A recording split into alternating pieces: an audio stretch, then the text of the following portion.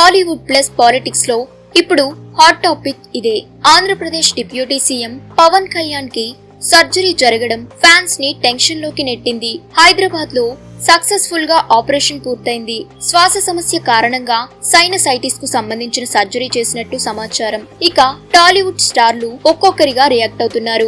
Junior NTR త్వరగా కోలుకొని మళ్లీ పబ్లిక్ లోకి రావాలి అని విష్ చేశారు. చిరంజీవి ఆపరేషన్ సక్సెస్, ఆందోళన అవసరం లేదు అని ఫ్యాన్స్ కు రిలీఫ్ ఇచ్చారు. రామ్ చరణ్ అండ్ అల్లు అర్జున్ కూడా త్వరగా రికవర్ కావాలని కోరుకున్నారు.